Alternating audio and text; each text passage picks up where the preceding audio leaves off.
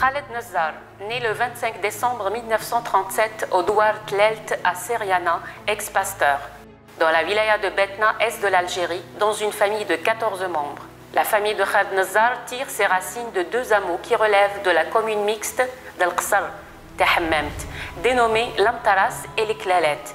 Quand sa mère décède en 1944, il est élevé à la campagne jusqu'en 1946. Son père Al-Hal, enrôlé de force en pleine Première Guerre mondiale, 1916, suite au soulèvement contre la conscription dans les monts de Bellezma. Il quitte l'armée en 1931, au bout de 15 années de service. Le père de Khaled Nazar, pendant sa vie active, fut employé par la commune à titre temporaire.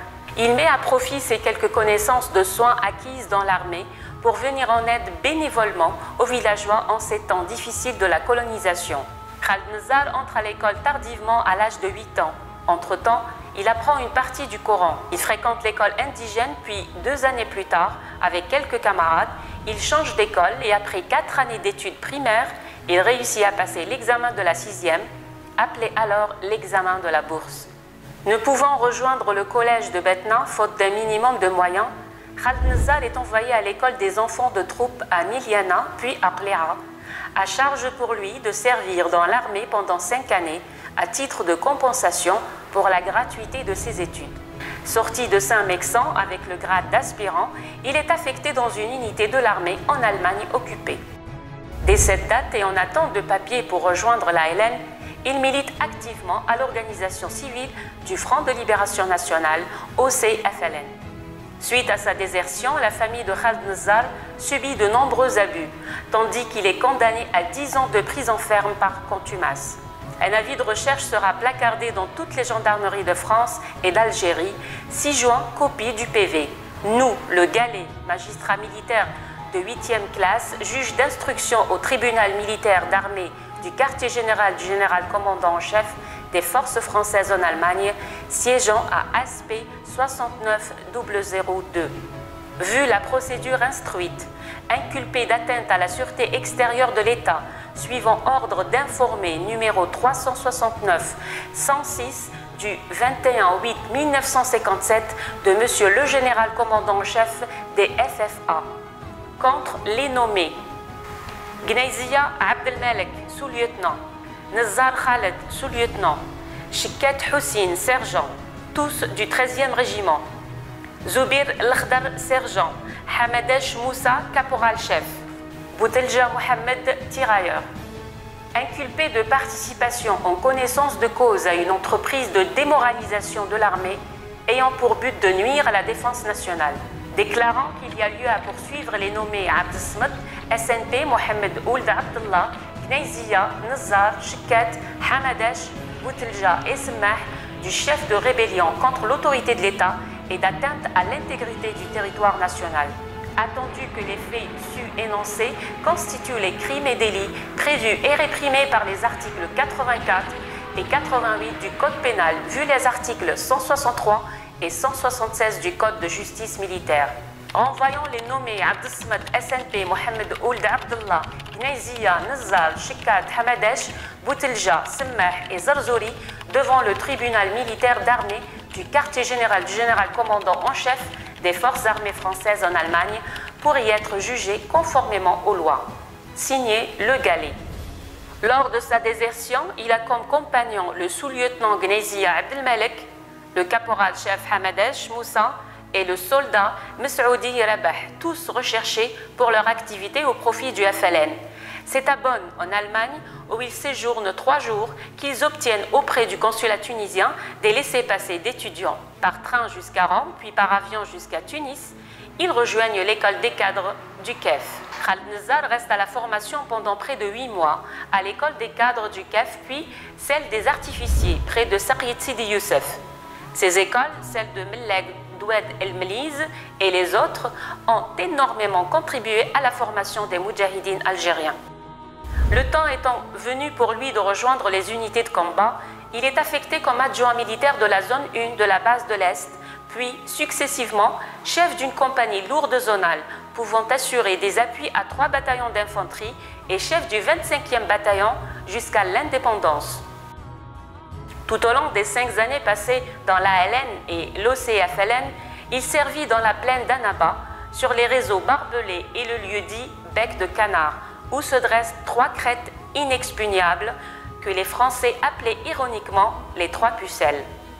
Khaled Nezzar est blessé de guerre à 2 reprises, à Rmel el-Souk et à Ain el-Kerma. À l'indépendance, il rejoint Annaba et nomadise dans la région, passant par Azaba, Kolo et Taref, suite à la scission à la fois du gouvernement provisoire de la République algérienne, GPRA, et de l'état-major général. Il est désigné par le commandement pour rejoindre Boussaada PC du groupe de Tlemcen à la tête des 13e et 10e bataillons. La crise survenue au GPRA à l'indépendance consacre la création de 2 groupes, celui de Tlemcen et celui de Tizi Ouzou, et entraîne des remous inter-wilaya, ce que Maître Ali Haroun a appelé l'été de la discorde, période historique impérissable dans la mémoire des Moudjahidines. Khaled Nezzar prend part aux incidents de cette crise qui ne dureront que 3 jours. Il rejoint Alger lors de la création des sous-groupements et des régions militaires pour prendre le commandement du premier sous-groupement à Alger. Il y reste jusqu'au déclenchement de la guerre des Sables qui oppose l'Algérie et le Maroc en 1963, à laquelle il prend part. Khaled Nezzar est diplômé en sciences militaires de 3e cycle à l'école d'officiers de Saint-Mexan, diplômé de l'école d'état-major de Moscou, Frunze, puis de l'école de guerre de Paris. Après Moscou, il rentre en Algérie en janvier 1965 et est nommé directeur du matériel au ministère de la Défense nationale. Il participe au redressement révolutionnaire du 19 juin 1965. Commandant de la 2e brigade d'infanterie motorisée en 1966, elle est implantée dans les régions de Mchria, Ain Sfra, El Bayt et El Bayt Sid Chir, jusqu'au déclenchement du conflit arabo-israélien en 1967, auquel il participe en 1968 pendant la guerre d'usure. De retour avec sa brigade de la mission au Moyen-Orient, le président Boumediene le charge de former les premiers parachutistes algériens. Il demande à être envoyé en formation en ex-URSS à Ryazan, à 350 km de Moscou, où se trouve l'école des parachutistes. Pendant 2 mois et demi, il reçoit une formation sur le parachutisme, ses missions, ses techniques de saut et le largage du matériel. Une fois son stage terminé, il rentre à Alger avec une équipe de spécialistes conduite par un général russe pour réaliser l'étude de faisabilité. Le choix se porte sur Biskra, qui réunit les conditions adéquates, l'ensoleillement, le niveau au-dessous de la mer et l'existence d'un aérodrome. Après Biskra, Khaled Nezzar se rend à Paris pour compléter sa formation à l'école de guerre où il fera partie de la 89e promotion qui comptait à l'époque 53 officiers français et un certain nombre d'officiers étrangers. Les affaires d'Abgala I et II qui surviennent alors qu'il est à l'école de guerre mènent au paroxysme les événements entre l'Algérie et le Maroc. Le président Boumediene le convoque à Alger et lui confie le commandement des troupes à Tindouf, où il passe 7 années consécutives entre Béchar et Tindouf. Après avoir été sous-chef d'état-major chargé de la logistique, Khaled Nezzar est affecté au commandement des forces terrestres dont le siège est à Ain Nadja à Alger. Dès son affectation aux forces terrestres, il engage une restructuration de l'armée. Lorsque les événements du 5 octobre 1988 éclatent et l'état de siège proclamé, le président Chetli Benjedid le charge de rétablir l'ordre dans la capitale. Au début des années 1990, il siège au gouvernement Hamrouche en tant que ministre de la Défense nationale. La voie démocratique est menacée suite au forcing engagé dans les rues par les islamistes. Il s'ensuit un raz-de-marée du fils lors des élections du premier tour tenu le 26 décembre 1991. Suite à ce résultat, le président Chetli démissionne. L'échec de la grève générale illimitée conduit le fils à une radicalisation dans son attitude et recours aux attentats, à la désobéissance civile et à la subversion, mettant en péril les institutions de l'État. La population sereine aux premiers jours de la grève vit de plus en plus une situation d'inquiétude et de peur entretenue par les manifestations, les discours violents, les démonstrations de force sur la voie publique et par l'appel au djihad à travers certains quartiers.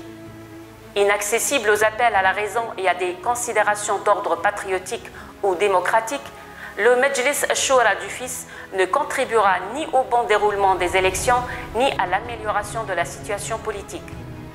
Devant ce blocage et à défaut de solution à même de désamorcer l'épreuve de force pour déboucher à très brève échéance sur un bon déroulement de la campagne électorale, l'intérêt du pays exigeait que soient recherchées non pas des solutions éphémères et partielles, mais une vraie solution politique susceptible d'éviter les risques de confrontation. Le président ne bouge pas, au contraire, il proclame l'état de siège. Ceci insuffle aux militants intégristes une nouvelle ardeur. Ils veulent en découdre. Porter haut des banderoles rappelle ce que le très exalté Ali ibn Hajj pense des lois. Je ne respecte pas les lois, je les piétine sous mes pieds.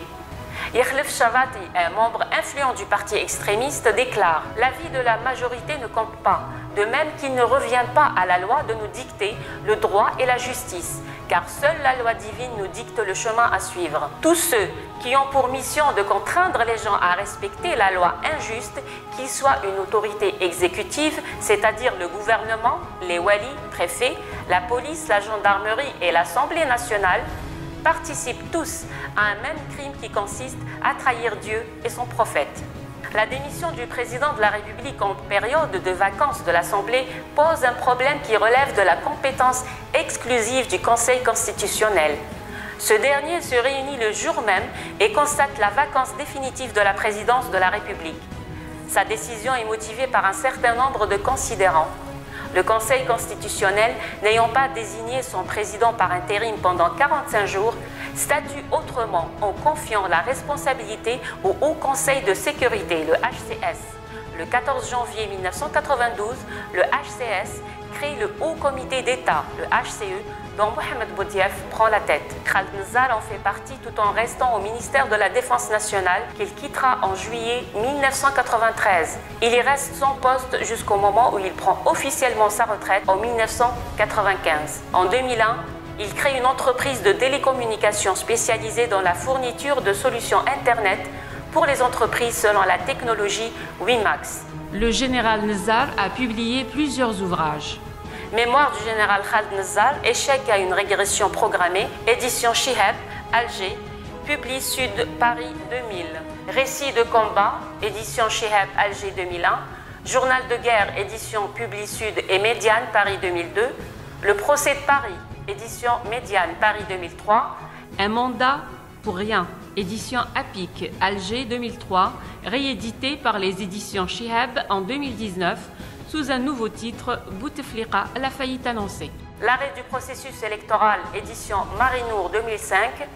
La 2e brigade d'infanterie portée au Moyen-Orient 1968-1969, édition Alpha, Alger 2010. Recueil des mémoires du général Khaled Nezzar, tome 1, édition Chihab, Alger 2018.